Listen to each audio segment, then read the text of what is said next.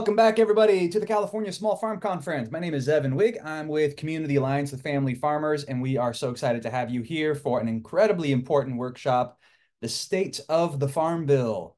We are really lucky as well to have some wonderful experts coming in all the way from Washington, D.C., our nation's capital. It is dinner time or past dinner time there, so I want to give a special acknowledgement for these folks for joining us today. But it's just that important that us here in California understand what's going on at the national level. So I want to encourage everybody over the course of this workshop to look down below on your buttons, and you'll see a chat feature where you can introduce yourself, share resources, make comments, or ask questions. There's also a Q&A button as well, and we'll make sure to get to all your questions. Otherwise, I hope you enjoyed today's workshop, and I'll pass it on to you, Jamie. Thank you very much for being here. Sweet. Thank you, Evan. And yeah, welcome, folks, if it's late afternoon for you or evening for our DC folks. My name is Jamie Fanous. I use she, her pronouns. I am the policy director at CAF. And so I'm very lucky to be in the presence of our DC folks and people that just know so much about the Farm Bill, something that I feel like has been floating around so many conversations for what it feels like years now. And so these folks are going to kind of give you some background on like what the heck is going on with the Farm Bill, and highlight some core priorities that I feel like really relate and connect to some of the primary challenges that are facing small scale farmers in the state of California.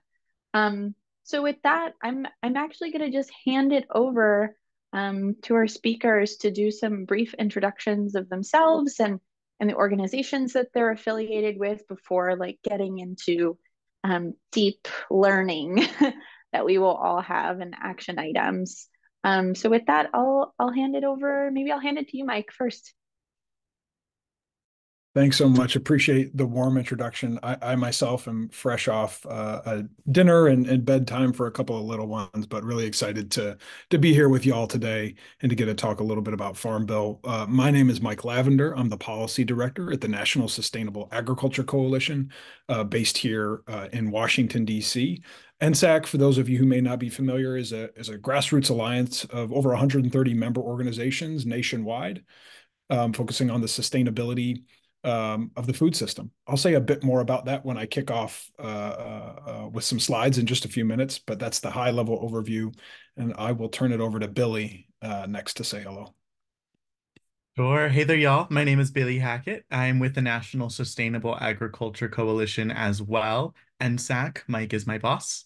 And I handle our policy portfolio on crop insurance, commodity programs, disaster assistance, right? You can think of that as a farm safety net. You can think about it as risk management, plus some other pieces.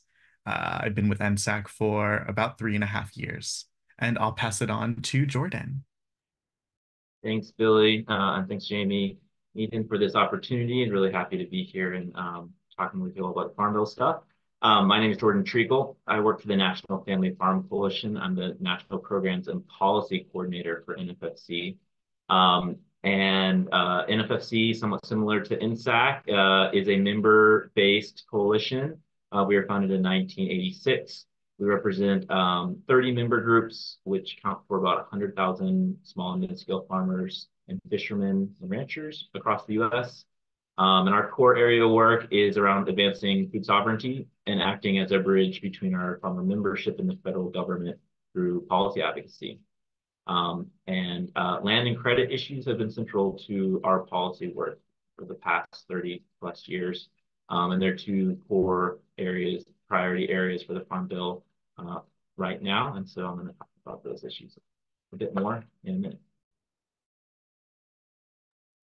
Sweet. Thanks, y'all. Yeah, so I'm gonna basically the way that the next a little over an hour will look like for all of us is I'll hand it over to Mike to give just like a broad overview of like what's going on with the Farm Bill, a brief refresher of what it is, what's the status why is it delayed? For those of you that know it's delayed, what are the reasons behind that? And just give a full update so everybody's kind of aware of the chaos that is DC. And then Billy and Jordan will dive into like very specific like issues that particularly connect to a lot of the challenges that I hear from farmers in California. So actually creating some of those connections and opportunities to really find ways to engage and learn about how those things are moving and what they look like.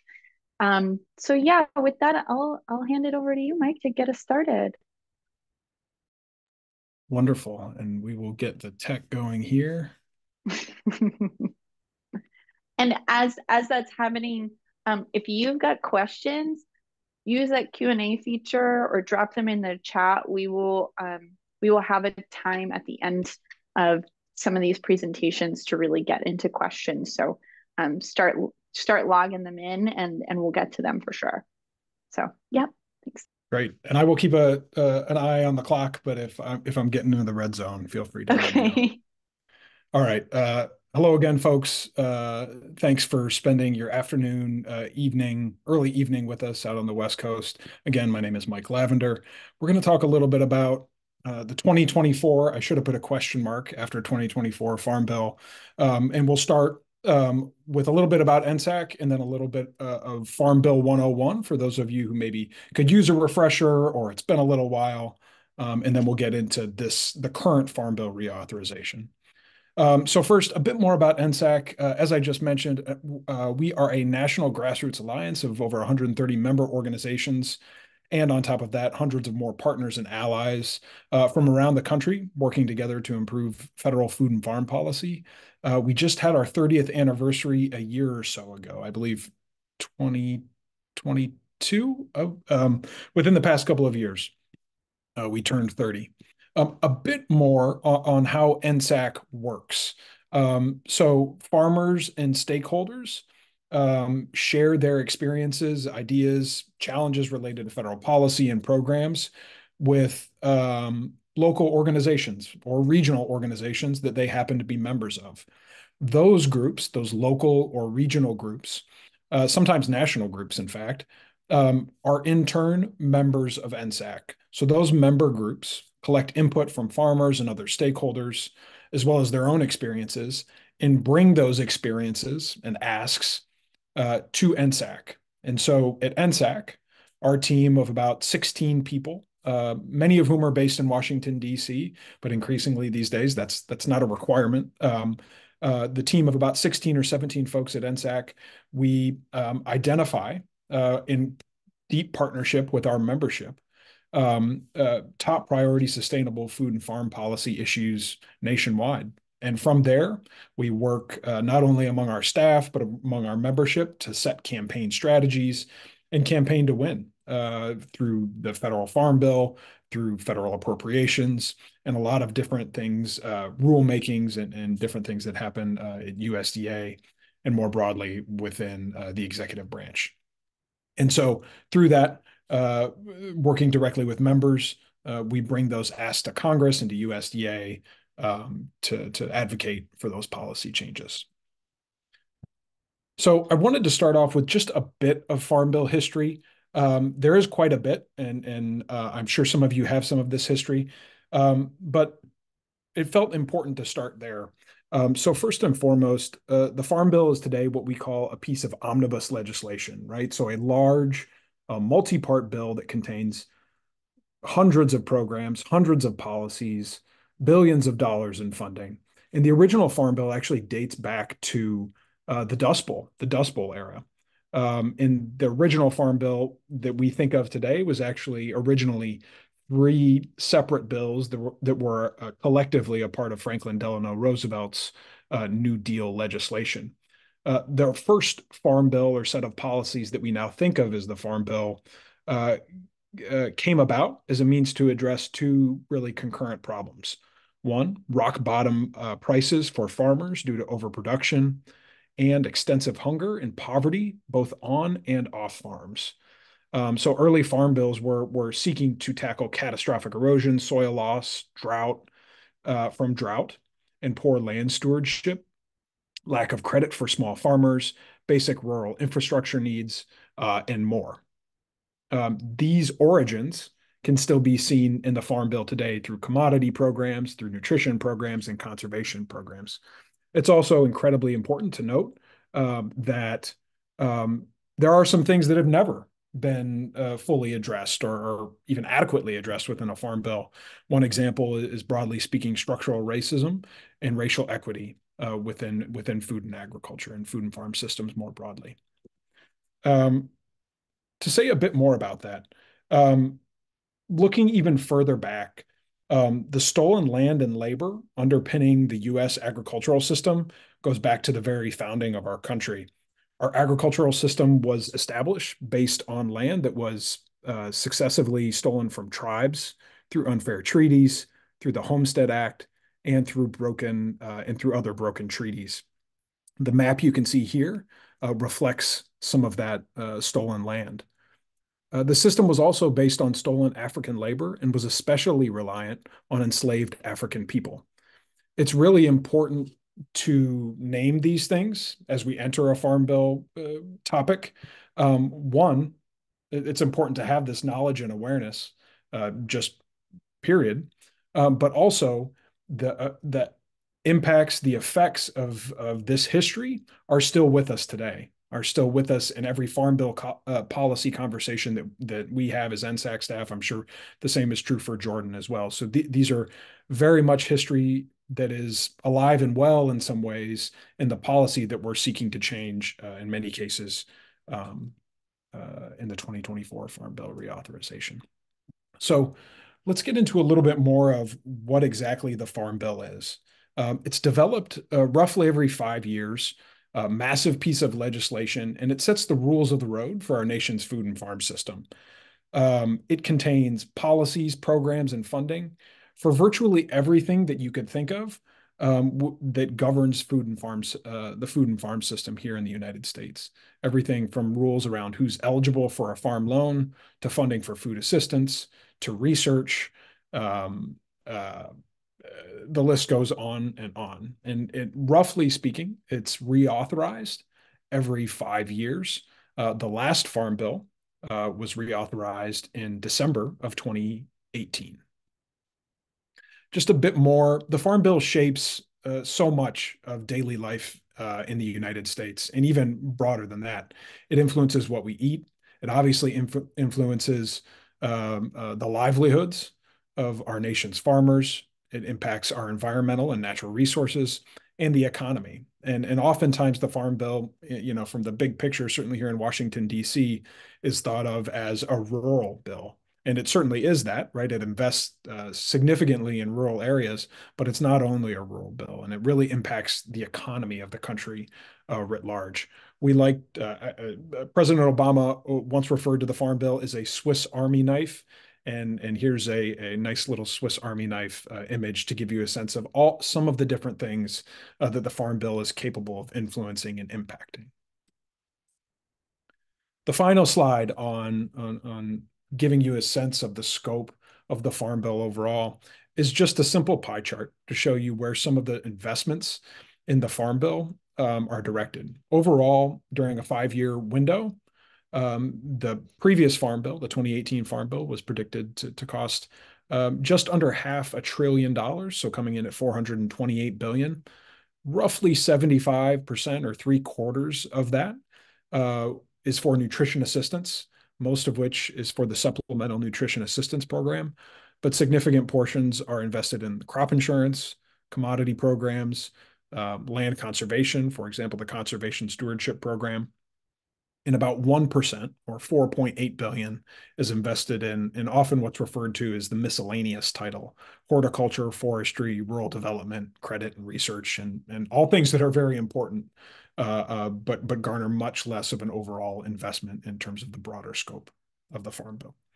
So in just a couple of minutes, that is the high level overview 101 of what a Farm Bill is. And of course, happy to answer more questions as they come up. So let's talk a little bit about the 2024 and level set kind of where we are right now. The 2018 Farm Bill, as I just mentioned a few moments ago, was signed into law in December of 2018, and it actually expired September 30th of last year. Just before Thanksgiving of last year, Congress extended the 2018 Farm Bill to September 30th of this year, 2024. That extension, which NSAC pushed for, was a clean extension or a good extension from our perspective. It included full funding for a suite of programs that NSAC and many folks typically refer to as the tiny but mighty or orphan programs due to a unique budgeting quirk. Some programs that are smaller need explicit funding and an extension to make sure that they can continue to operate. This time, that included programs such as the National Organic Certification Cost Share Program, scholarships for 1890 institutions, as well as the Organic Production and Market Data Initiative. So thankfully, the Farm Bill extension that we're operating under included funding for those programs, as well as several others. So where we find ourselves today is about 7 months, nearly exactly 7 months from the ad extension, right? And so in a presidential election year where the calendar is tightened in Congress, it's a real challenge in the months ahead to find a pathway for the Farm Bill to pass this year. So that's what we're going to talk a little bit about. And one thing, as you all know, this is a fact of life, but particularly so in Washington, D.C., that there are rumors, there's conjecture, there's gossip. Is the Farm Bill going to move this year? Is it not? Can they sign it into law? And rather than getting caught up in all of that, what I'd like for us to do is to focus on the 2024 Farm Bill truths as we see it here at NSAC. So we're going to walk through 5 basic truths that we're seeing for the 2024 Farm Bill. So first, much of the bill is drafted, although it remains under construction. Major portions of the Farm Bill, both House and Senate proposals, have already been drafted. While we've started to see slivers of that initial text in some areas, including some of the areas that Billy works on, they've only been slivers of text, and most of it remains under lock and key. Nevertheless, at this point in time, drafting is continuing in both chambers, both the Senate and the House, and negotiations are bipartisan. So what's the hangup? Why do we not have a Farm Bill yet? Why are we still talking about when are we going to pass a Farm Bill? Well, what it really comes down to is that money, or a lack thereof, remains the primary hangup. The main hangup in delaying action comes down to the fact that some farm state legislators have steep demands for policy changes that they'd like to see to Farm Bill Title I commodity programs, which carry a significant cost in the order of magnitude of tens of billions of dollars. And that money, so to speak, does not grow on trees. And so in order to pay for that, some proposals have suggested rating Title IV nutrition assistance funding or increased investments in conservation programs through the Inflation Reduction Act that invest in proven climate smart agriculture and forestry practices that are incredibly popular among farmers. Essentially, by and large, Democrats have said, we want to get a Farm Bill done, but we're not going to use those 2 pots of money to pay for changes to commodity programs. And farm state legislators, primarily Republicans, are sticking with their Title I commodity program asks. This disagreement over how to pay for the Farm Bill in key proposals within the Farm Bill is leading to a significant delay in moving the bill forward. Bipartisanship is a must. It may be surprising to hear this, but the fact of the matter is, both in the House and the Senate, neither Republicans nor Democrats, hold significant enough majorities in order to pass a partisan bill, right? So Republicans don't have enough votes in the House to pass a Republican-only bill, and same with Democrats in the Senate. So if a Farm Bill is going to pass in calendar year 2024, it has to be bipartisan, end of sentence. A tight congressional calendar. So at the earliest, Congress would turn to the Farm Bill following a March 8th appropriations deadline in just over a couple of weeks. And the rule of thumb in any presidential election year is that by July 4th or the July 4th recess, anything not accomplished up until that point is kind of kicked to post-election, right? Post-November, or in the lame duck, as it's called. So that really gives us from about March 11th through late June, a 4-month window when Farm Bill action is possible. Now, jumping to the fifth truth, keeping in mind that for that 4-month window, there's really a late spring window for action. One of the things that House Agriculture Committee Chair GT Glenn Thompson, Republican from Pennsylvania, has made clear is that he needs about 3 weeks. He believes he needs about 3 weeks to move a farm bill in the House from committee to the floor. And so when you start looking at the congressional calendar, you quickly realize there's only a couple moments within that 4-month window in which that would be possible. And you're really looking at late April to May or June. So quickly we can get to a point that, taking all of those things into account, we can understand how to approach the 2024 Farm Bill. So the first one is, if much of the Farm Bill is drafted but remains under construction, then we know, both as NSAC, but as a broader network of stakeholders here on this call, that there is still an opportunity to make this bill better. So you're going to hear from Jordan and from Billy specific policy proposals, some of which will already hopefully be incorporated into the Farm Bill, some which won't be. There is still an opportunity to impact this bill. Now, we can't necessarily craft an entirely new program at this point, but there is still an opportunity to certainly improve the bill. If money remains the primary hangup, then in whether defending the Inflation Reduction Act funding that supports farmer demand for conservation programs, or in demanding equitable investments in the farm safety net, by and large, we are making the case effectively to Congress that those are important priorities to invest in, ultimately preventing them from being rated to pay for other things within the Farm Bill. So in many ways, our community writ large is doing our job in making the case for defending some of these priorities, even if that is leading to a delay in the bill. Bipartisanship must continue to be a focus if we want to get a bill done this year, and more broadly, it should be a focus in general. And then the tight congressional calendar just helps us tweak and further hone our strategy, so that as we're thinking about what are good windows to do weeks of action or alerts, we can really pinpoint certain weeks and certain days. And with that, where to from here? It's been almost 700 days since the kickoff of the Farm Bill listening sessions several years ago, and that's Senator Debbie Stabenow and Senator John Boozman. The prospects for a Farm Bill this year are still possible, and it's certainly been a slog to get to this point.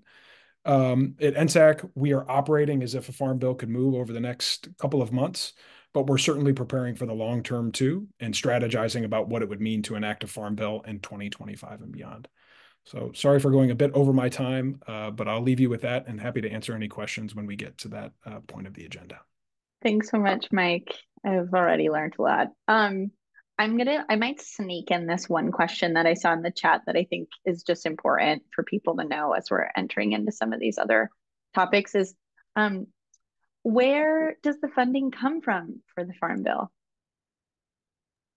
Yep. So much of the Farm Bill funding comes from the Commodity Credit Corporation, which is a wholly owned government run entity at the Department of Agriculture that pays for many of the programs that have mandatory funding within the Farm Bill. Other programs within the Farm Bill don't have mandatory or otherwise automatic funding. They have discretionary funding. So if you ever hear of the appropriations or the annual appropriations fights or a potential government shutdown, many of the programs impacted by a government shutdown or by annual appropriations are Farm Bill programs that we need to fight for their funding every year. So a lot of that funding is given out on an annual basis, and that's a lot of the work that NSAC does. So in short order, it comes from a couple of key areas within the federal government, both funding it mandatory funding pot at USDA and the appropriations bucket, discretionary bucket from Congress. Totally.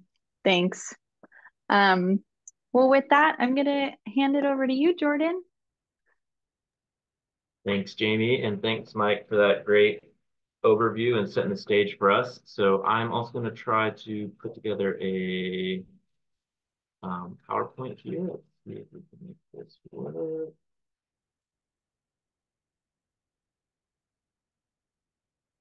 Is that looking good to you, Jamie?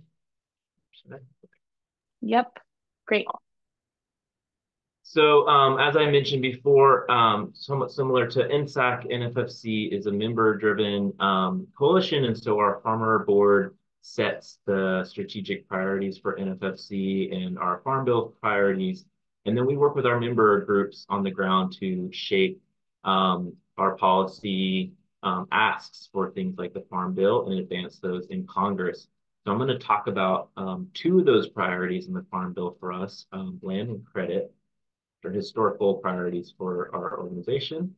And I just appreciate Mike's framing around racial equity and the history of land access in this country. And so I won't mention that again, but I think that's a really important, that racial equity framing is central to how we approach this issue.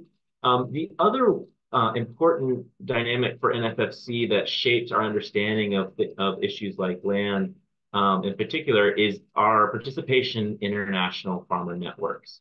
So we are very involved with working with farmers and peasants in other countries and see how US corporations are investing and grabbing land in other countries, and as well as how foreign corporations are investing in farmland here in the US.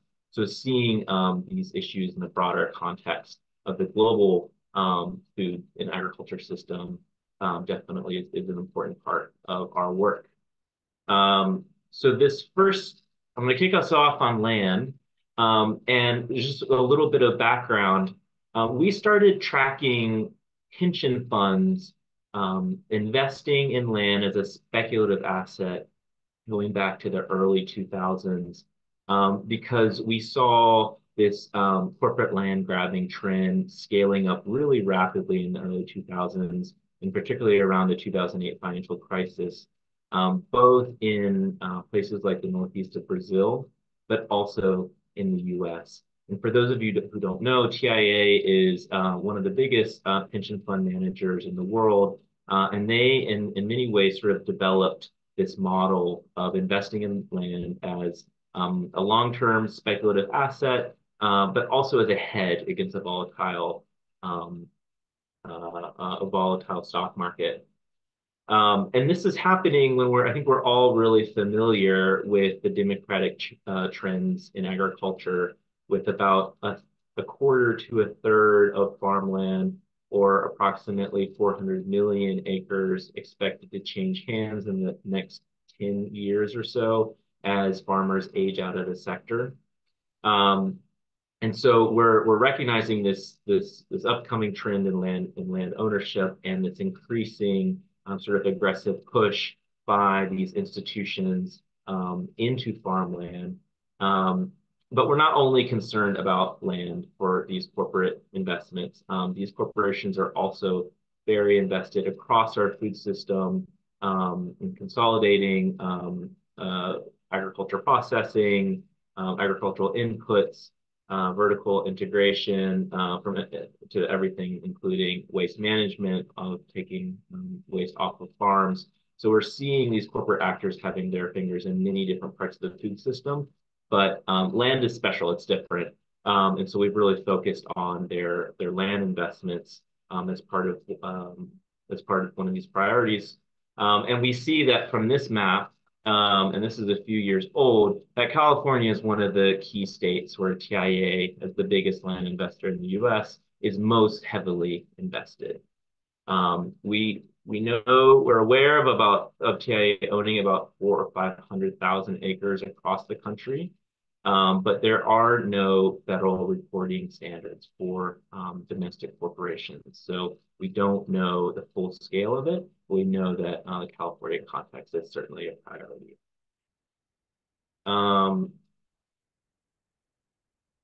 This is just some data that we do have voluntarily reported about the number of institutional properties, farmland properties being invested in the last 20, 25 years or so, and their value really skyrocketing. So we see this trend particularly in the like 2008, 2009, 2010 era really going up very quickly.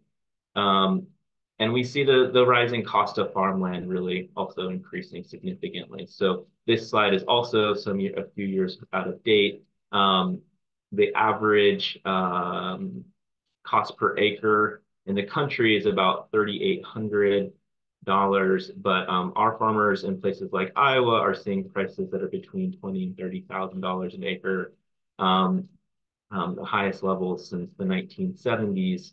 And so we definitely think that this corporate investment is a contributing factor to these high land prices. And we know that many of the small and mid-scale farmers in our network are unable to outbid a multinational corporation. And this is not just obviously for national NFFC's membership, but also in working closely with the National Young Farmers Coalition for a number of years now. They have seen that access to farmland is the #1 challenge for new and beginning farmers.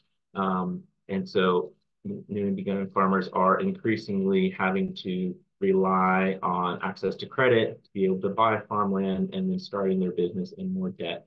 Again, it's probably a familiar story for many of you all. But I just want to introduce the connection between access to credit and land ownership. In line with what Mike mentioned earlier, we really see systemic racism and racial equity as a really important part of the story around land. African-American farmers in particular have lost approximately 98% of their farmland over the past century. And you can see this graph here, which basically shows that while we've lost a tragically high number of family farms over the past century or so, regardless of race, most of the land owned by African-American farmers, when they lose their farm, that farm is incorporated and consolidated into a farm that is owned by a white person rather than that farm being owned by another Black farmer. And so we see this dramatic loss in Black farmer ownership. And one of the key factors that we see contributing to this trend is that when farmers have to go to FSA for a loan, it's oftentimes for African-American farmers, but also small-scale farmers and more diversified operations, they start to get into trouble. And this is usually because these smaller scale farmers, more diversified operations, are not given as favorable loan terms as larger scale or simple operations. And we feel like this is a trend that needs to stop, but we need some reforms within FSA to make sure that everyone is getting a fair deal when they go to FSA for a loan. So this is a report I just wanted to share with you all. It's focused on Mississippi, but it looks at these dynamics of how farmers, African-American farmers in particular, struggle through the FSA loan-making process and how institutional investors are taking advantage of this trend and buying up land in the Mississippi Delta. And although it's focused on Mississippi, this is a story that we see really across our membership across the country. So I think there's some dynamics that are also probably very familiar to you all in California. So what are we doing about this? We have worked on 2 bills that I just want to give some high-level points over. Over the last year, we've gotten introduced in Congress. The first is the Farmland for Farmers Act, which we've worked with Senator Booker from New Jersey on. It was introduced last summer. And essentially, this is putting a new guidelines around corporate land investment on the table, which really haven't been put forward before. They're built off of existing state law, so it's not really addressing this issue from scratch, but it is proposing a new role for the federal government and in regulating corporate investment. So while there's been a lot of debate in Congress and at the state level about the role of foreign corporations investing in land in the U.S., this is really a minority of investment in the U.S. Most farmland investment is happening from domestic corporations. And so the Farmland for Farmers Act essentially would prohibit large-scale corporations, private equity firms, pension funds from buying or leasing any further agricultural land across the U.S. It also does something of limiting these multi-level subsidiary structures, which corporations are using extensively to hide their investments and really preventing local communities from knowing who is buying up land in their community. So we would ban these structures so to bring some transparency to land markets. There's a number of exemptions that we put into this bill because we're really not trying to target small scale family corporations. So folks who are actually working the land but using a corporate structure would be exempt. There's also exemptions for cooperatives, nonprofits, municipalities, here's property corporations. So all the different legal entities that are used by folks who are actually, on the farm. We are exempting those folks, which is not an easy legally, that's not an easy lift. It's complicated, but I think we've threaded that needle as best we can, working with a number of different attorneys and researchers on this topic. And then lastly, two of the things the bill does is it strengthens state authority to be able to regulate corporate entities. So we're not trying to take away the role of states to tailor rules for corporate investment. We are trying to essentially create a federal floor for regulating these farmland investments, and then allowing states to go beyond that floor rather than states being pitted against each other on this topic. And then lastly, we are very much concerned that these corporate entities are essentially de-risking their land investments by gaining access to federal agricultural programs. So we think that USDA programs should be prioritizing and really focused on actively engaged farmers, folks who are working the land, supporting their local food systems and their local communities, not speculative private equity firms. And so this bill would ensure that these large-scale corporations who are investing in land would not be able to access those USDA programs.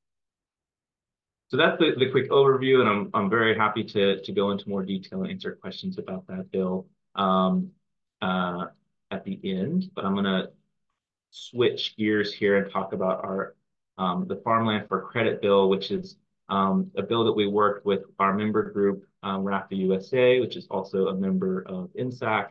And this bill is looking at the credit side of the story.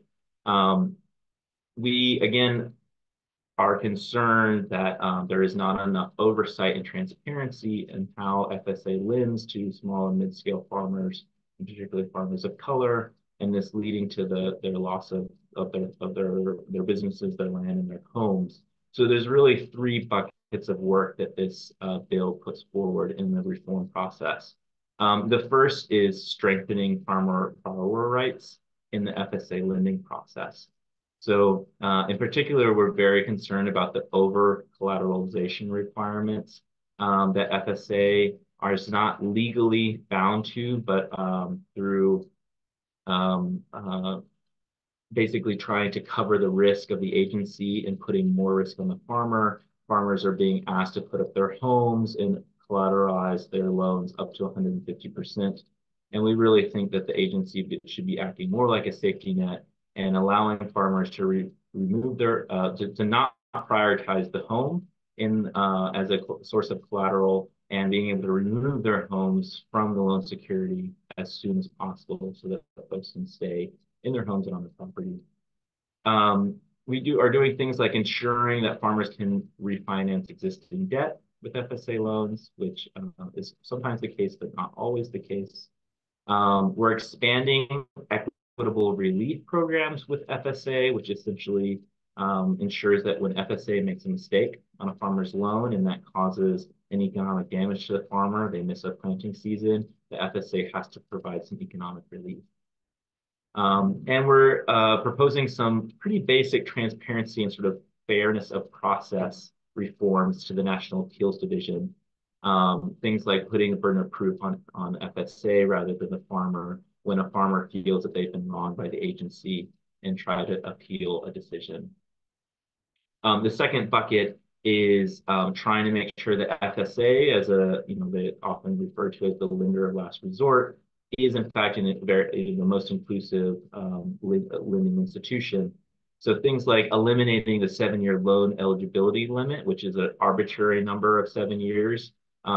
We think that farmers who are not able to access favorable credit in the private sector and adhere to the other sort of scale limitations of FSA, that they should be able to go to FSA to get a loan, particularly because those loans often have better protections for small and mid-scale operations than in the private sector.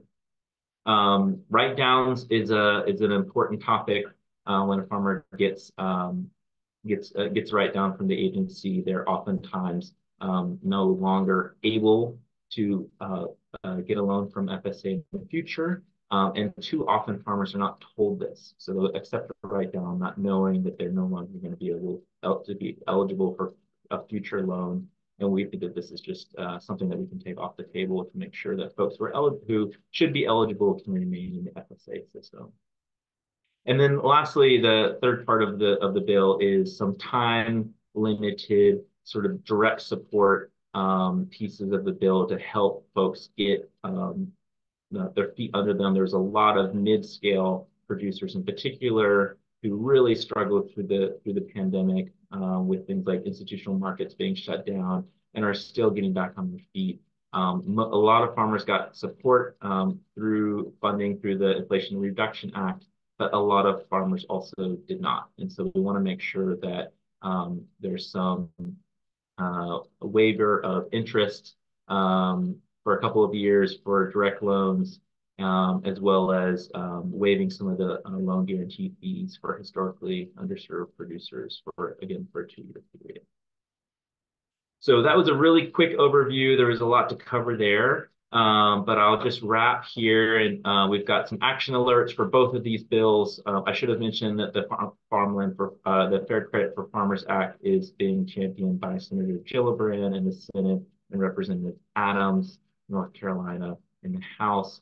So check out those action alerts from our friends at RAFA USA, and there's some links there for some more information. And I'll pass back to you, Jamie. Thanks, Jordan. And yeah, I'll hand it straight to Billy to close us out. And then as a reminder, feel free to drop any questions you have in that Q&A function or directly in the chat, and we'll get to them right after Billy. Alrighty, hey y'all. So I'm going to switch gears yet again. We're going to dive into some specifics for farm safety net programs. That means federal crop insurance program, commodity programs, and disaster assistance.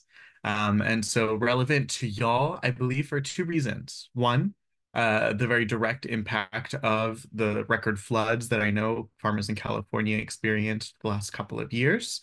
Many calls which went unanswered by federal programs.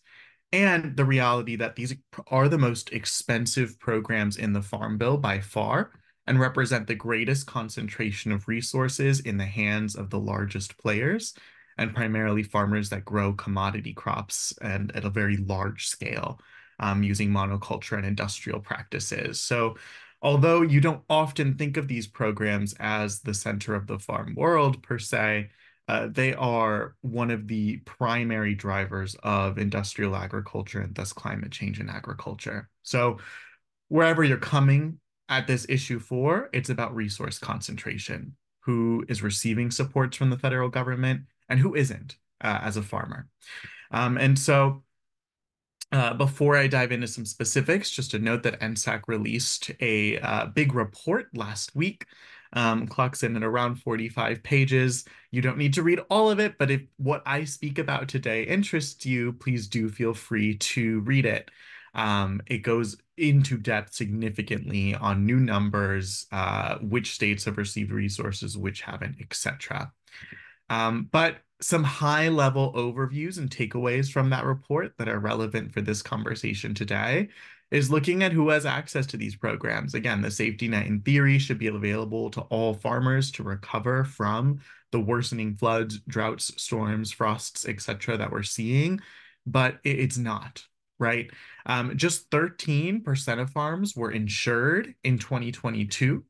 90 that includes 90% of acres that are planted to corn, soybeans, and cotton, and 85% of acres planted to wheat. And compared to most commodities being insured, just 9% of farms growing specialty crops were insured.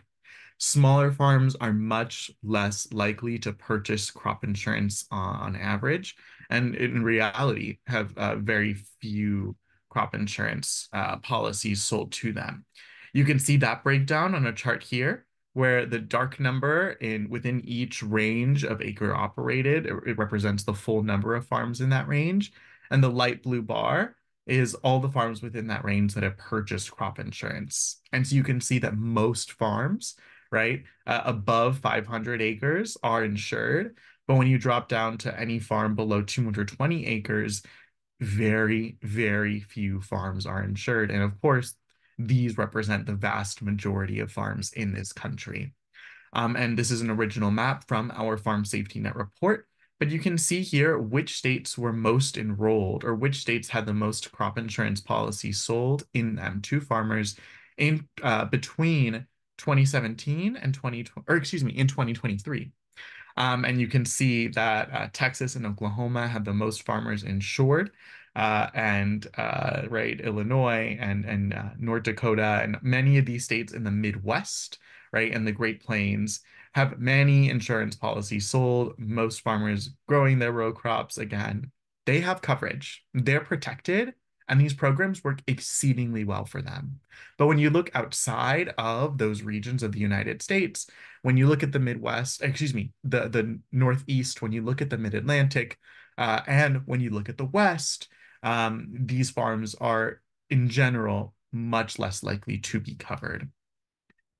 And so that's important because when you think about, right, the floods and the events that you've experienced in California recently, it makes or breaks your operation in many cases. And I've heard of too many stories where farmers are crowdfunding, right, and relying on GoFundMes in order to make it through rather than federal programs that in theory should work for everyone. And there's a powerful quote from a farmer we interviewed for a report, Angela of Minnesota from Middle Fork Farm, a small operation where despite no record of serious floods or drought in the years prior to purchasing her operation, they have experienced floods every year for the last 5 years before 2 consecutive years of drought. And she was able to access a crop insurance product. Whole farm revenue protection is the only crop insurance product designed for diversified and smaller farms. It's not perfect. It's a long way to go, and the report dives more into that. But it's important to expand access in NSAC's view for that security of mind, right? And the ability to have something that catches you when the worst possible thing imaginable can happen, right? So Angela said that she would have been forced to quit farming if she didn't learn about microfarm, an option within that whole farm revenue protection program.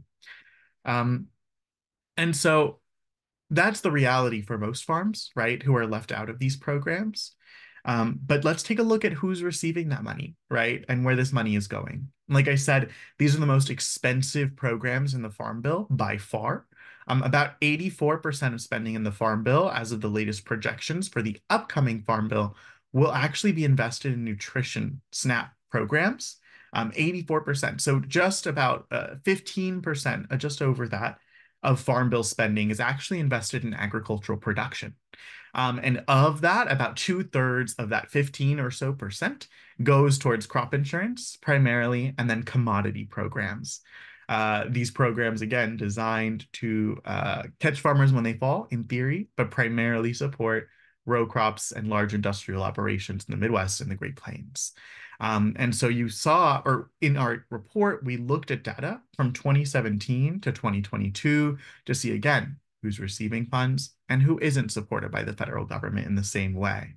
And so we saw that $46 billion in those 5 years in premium subsidies, so a discount for farmers to be able to purchase crop insurance, were allocated. That does not include, as a total number, $3 billion on average annually that goes to subsidize the private insurance companies, several of which are offshores, that sell crop insurance policies to farmers. The crop insurance program is a private-public partnership. And again, heavily subsidized. That number doesn't include that $15 billion or so. We saw that $29 billion went directly to farmers through ARC and PLC, the Agriculture Risk Coverage Program and the Price Loss Coverage Program, which are commodity programs. Only farmers growing one of 22 covered commodities are eligible for those products. And it's not even tied to what a farmer is growing that year, but rather historical base acres that farmers registered with the government some 30 years ago. So commodity farmers are able to enroll in these price or revenue support programs year after year. And between 2017 and 2021, received $29 billion. And then we saw that $13 billion in ad hoc disaster assistance were distributed to farmers. That specifically referring to the Wildfire Hurricane Indemnity Program and the Emergency Livestock Relief Program and the Emergency Relief Program phases 1 and phases 2, which we'll get into in just a little bit. But that doesn't include roughly $67 billion distributed to farmers through the Market Facilitation Program, authorized under the Trump administration to offset the losses from the trade war with the Chinese government, and the Coronavirus Food Assistance Program, right? So in total, with those pandemic assistance programs and trade assistance programs, the federal government sent $142 billion to farmers between 2017 and 2022. Again, not including the extra $15 billion just to private insurance companies. Expensive programs, especially when you put it in the context of other important Farm Bill programs. For example, the Office of Urban Agriculture barely funded at $10 million every year, right? And we can think of risk management education programs, which are barely funded at $5 million every year, right? When we get wild in the kinds of programs that establish alternative systems and invest in alternative, sustainable, regenerative, whatever word you want to use, farming, you have the Sustainable Agriculture Research and Education Program, which we want to see funded at $50 million. And you see conservation programs in a similar range. These programs are funded by over 3,000 times that amount, right? And yet, very few of those resources are invested in smaller, sustainable, diversified operations. And so you can see here a map of the United States, right? Who, again, is receiving this money and who isn't in average. And we can see that most dollars from the crop insurance program, premium subsidies, commodity programs, and disaster assistance primarily, again, benefited farmers in the Midwest and the Great Plains. And we see that, again, Texas and North Dakota come out on top overall as the two highest recipients in the country in terms of farm subsidies over that 5-year period. And I want to zoom in on one of those specific programs because it is especially relevant to California. But the Emergency Relief Program, Phase 2, that was the first ad hoc disaster assistance program that FSA ever designed with the explicit intention to reach farmers that are not historically enrolled in crop insurance or have coverage under the Non-Insured Crop Disaster Assistance Program, NAP. Historically, these ad hoc disaster assistance programs, to be eligible, you needed to have other insurance coverage. So you already would have received your indemnity, right, after disaster, and then had additional free disaster assistance provided to you. But if you were a farmer that wasn't insured, right, again, tend to be smaller, diversified farmers, you're out of luck and disaster assistance wasn't designed for you. But the emergency relief program phase 2 created a revenue-based model so you can compare your revenue from year to year to determine loss in a disaster area. And it's especially relevant for California farmers because we saw California farmers benefit more than any other farmers in the country from this experimental new disaster assistance designed to support smaller and diversified farmers. And we're about $860 million was distributed through ERP phase 2 at the end of last year. California farmers received about 230 million of those dollars. And so I don't know if that was anyone in this chat, right? But it did reach farmers that historically were left out of assistance and presents an opportunity to build on assistance that's targeted to producers historically underserved, but who need the resources most, because smaller operations, as we can see from USDA data, also have the smallest profit margins. And so that brings us right to who, again, has resources and is invested in by the federal government and who's left behind. The farm safety net, these programs function the way they do by shifting risk from the farm, right? And shifting that onto the back of taxpayers artificially, right? And so we see, and this gets to why these programs are a fundamental driver of climate change in agriculture and a primary reason the industrial system is able to be sustained, because these large industrial monocultures, despite being more vulnerable to pests and disease outbreaks and erosion, right, and supply chain shocks, all of these things we know to be true, despite their increased vulnerability to these natural and supply and market threats, they're artificially propped up by the farm safety net. And so they have no real incentive to innovate.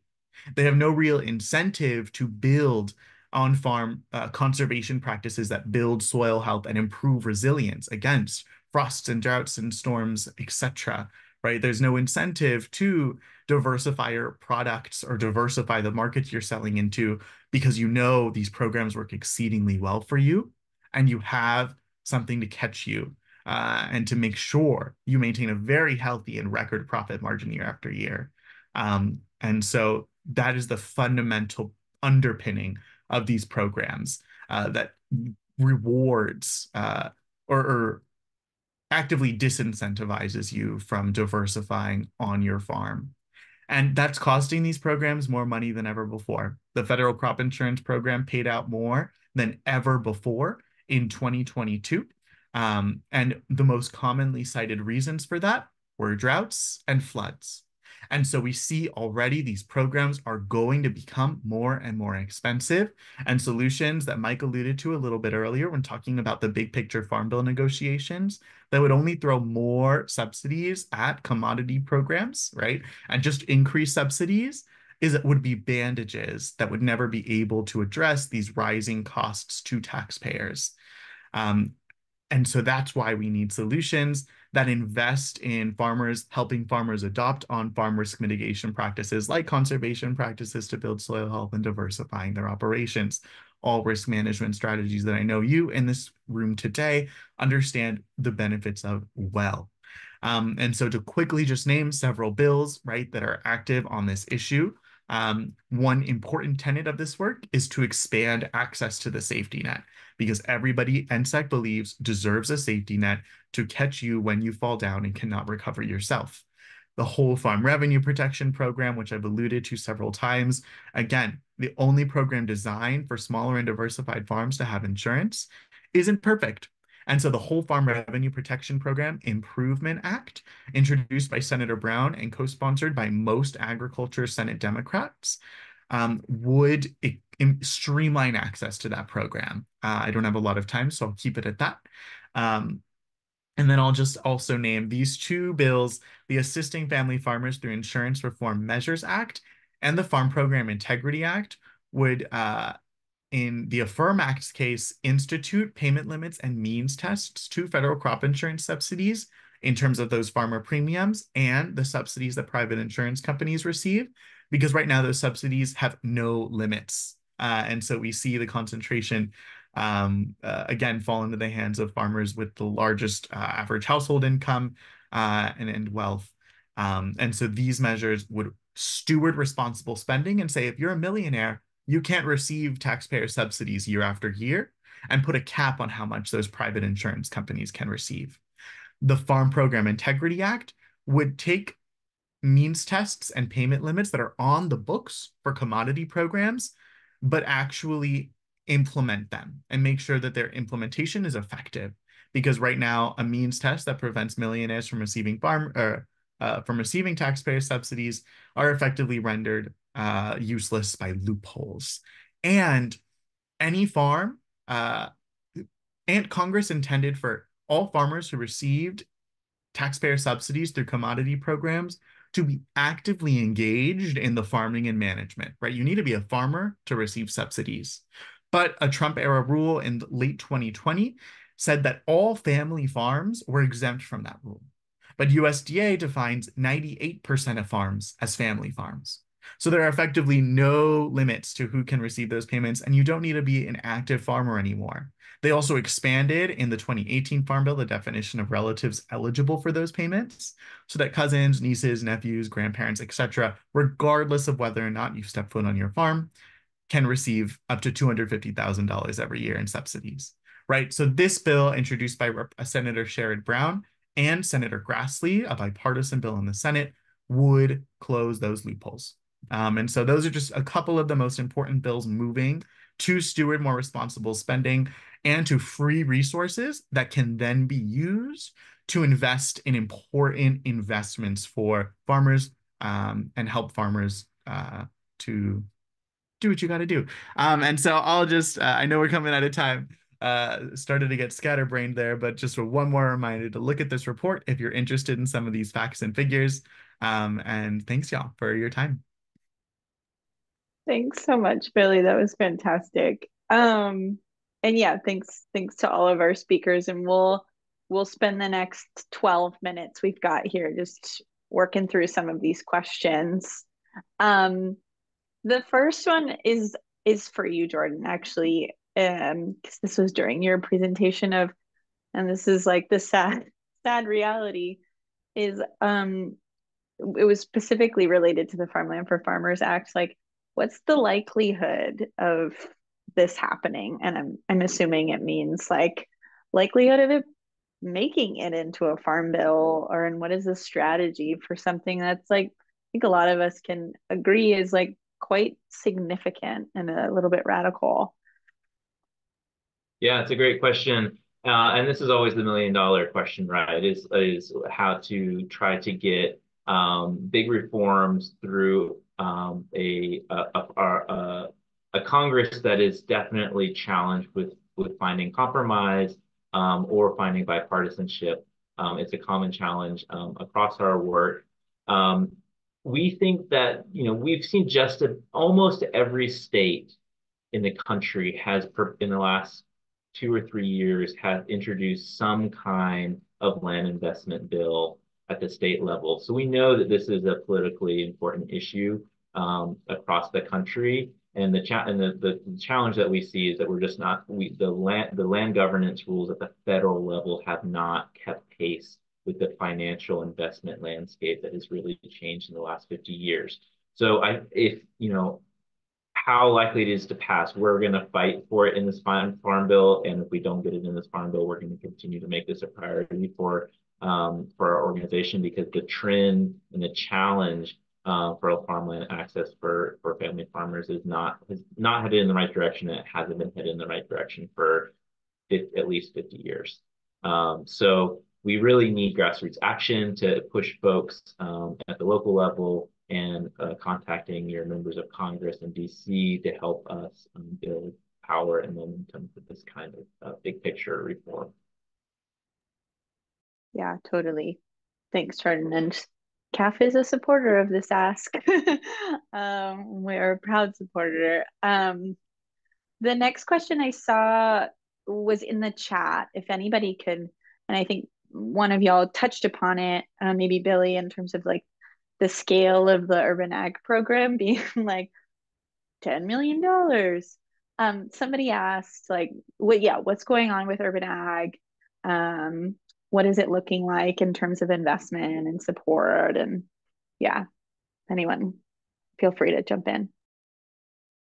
Yeah, I will jump in quickly and then would welcome any comments from Jordan and Billy on this. What we're seeing, so the 2018 Farm Bill created what's known as the Office of Urban Agriculture and Innovative Production. And just within the past couple of years, as Billy mentioned, funding for that office has peaked at not quite 10, at $8.5 million dollars. And what we're seeing nationwide in demand for the grants and cooperative agreements that are and technical assistance that are offered through that office at USDA is tremendous demand. The demand that office is seeing far outstrips available funding.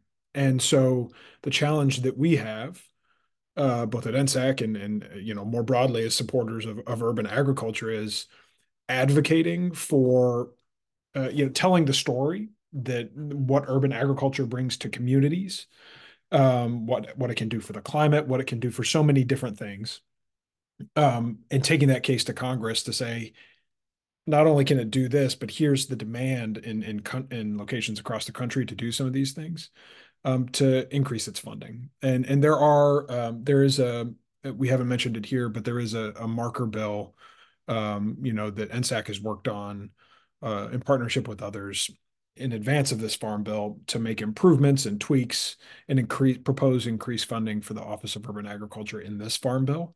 But long story short, there's tremendous amount of interest. We need to increase funding and support for that office to really meet the need that we're seeing out there in the field. Thanks so much. And yeah, there's lots of questions, and so we'll try and get to these the best that we can. The next question is like, I'm sure it comes up a lot in the context of like, what do you all think about? I guess this is directed to you, Mike, about the Farm Bill being so heavily dedicated to nutrition. What would the world look like where ag and production side of things were housed separately? I know from like a separate thing, there's been a lot of effort and momentum to try and like include farm worker issues into the Farm Bill and really expand the Farm Bill to be more people centered. Has that gotten any like traction? Or is that just really too tough? Yeah, well, if Jordan got the $1 million question, this may be the $1 billion question on this one. I think whether we call it a farm bill, whether we call it a food and farm bill, whether we call it whatever we want to call it, I think from the NSAC perspective, it needs to be a piece of legislation, right? It's over 1,000 pages long. It needs to be a piece of legislation that meets the diversity of food and agriculture within this country and recognizes historic and current harms and invests in the future, whether that means climate, whether that means racial equity, whether that means supply chains, whether that means farmers, both large and small. And so, personally, I feel the decision point between farm and nutrition is a false decision point and is meant to pit them against each other in a way that isn't productive. Politically speaking, I think it's difficult to separate the two and to get a bill passed. And one of the ways that we take that on ourselves at NSAC is saying there are plenty of Democrats from, I don't want to name names, but New York or urban centers that don't have a full understanding of how farming impacts their district or their state if they don't have a lot, right? And so part of the work that we do at NSAC and I'm sure at NFFC and elsewhere is to make sure that we're educating members of Congress about what the Farm Bill does, because the Farm Bill is in every community, whether they know it or not. And on the flip side, nutrition funding is through SNAP is just as present, if not more present, in rural areas as opposed to urban areas. So there's a lot of misconceptions about that dichotomy. For this farm bill, and certainly going forward, NSAC is a strong advocate of keeping those two components together because we think it creates an opportunity for a better bill writ large. But Melissa, thanks for that question, and you certainly tapped into, the perpetual issue. Mm-hmm. I can like quickly build on that as well. Please. My background before coming to NSAC was as a student organizing in solidarity with the Coalition of Immokalee Workers, so organizing with the farm worker movement down in Florida, where I'm from.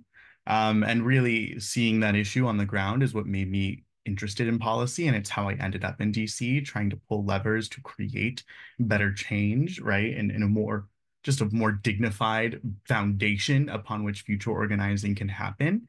But just if you are wondering on some more wonky details about what farm worker, why farm worker provisions aren't more actively included in the Farm Bill, it comes down to who has jurisdiction over the Farm Bill, right? Where the agriculture committees in the House and the Senate have jurisdiction to focus on agricultural production, nutrition spending, etc. The House or the education labor committees, right? Those have jurisdiction over farm worker issues historically. And so necessarily, like in theory, right, the Farm Bill could be crafted with the coordination of several committees, that committee as well, to put forward some provisions in the Farm Bill. But historically, the bill is completely written by those agriculture committees, and so it falls outside of their jurisdiction. Is logistically a historic barrier to addressing some of the more important labor condition questions for farm workers. Yeah, absolutely. Thank you for that, Billy. I know we're not going to get to all of these questions, but I think the last one is like a good closing question in our last 2 to 3 minutes here. Is like, can you say more about the advocacy work needed to get these bills passed? Is it direct lobbying? Is it coalition building? Who's engaged and who's not? I know that in California, we've lost some of our key members during that transition.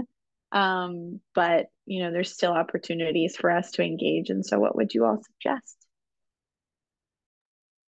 Jordan, yeah, go ahead. I'll take a quick response and then head to you, Mike. I think that NFFC and NSAC have very similar tactics, and we have a lot of collaboration on how to move these priorities forward. And I think it's a lot of different things. It's a lot of contacting your members of Congress and talking to them about why these bills and priorities are important to you, and referencing existing bill text. So these marker bills that we've been highlighting, I think we're at a point in the Farm Bill advocacy where the details are being negotiated more than the big picture like themes. And so being able to walk into an office and to talk to a staffer about why a specific bill is important to you is really key. But I think it's also pulling in your neighbors and coalition building and working with other organizations to sign on to action alerts and sign on to sign-on letters. So I think those are some key points, and we're gonna have something along these lines at the last week of March between NSAC, NFFC, and RAFTA USA. We're gonna have a week of action supporting the Fair Credit for Farmers Act, which I mentioned earlier. So keep an eye out over social media and your listservs for opportunities to get engaged on that specific bill. But we really need folks to get on the phone and walk into offices over the next month to get this stuff forward. Over to you, Mike. Yep, I fully agree. I think the short answer is sign up for updates and action alerts from NSAC and NFFC and CAF, so you can have all the latest and greatest of things that are moving in Congress. And certainly, at the end of the day, it comes down to not to demean myself, but not a lobbyist or advocate in DC carrying these messages into offices, but people with firsthand experiences, either on the farm or in elsewhere within the broader food and farm system, sharing your experience with members of Congress and their staff. So scheduling meetings, going to the office in person, those are all things you can work with any of us on. That's really what makes the difference at the end of the day. And I will leave it at that. Fantastic. Thank you all so much. I learned so much, and I'm a policy wonk. So yeah, appreciate you all, especially our East Coast folks for giving us your evening to inform us all here in California. And yeah, thanks again. Thanks all. Have a good night. Thank you all. Bye. Appreciate it.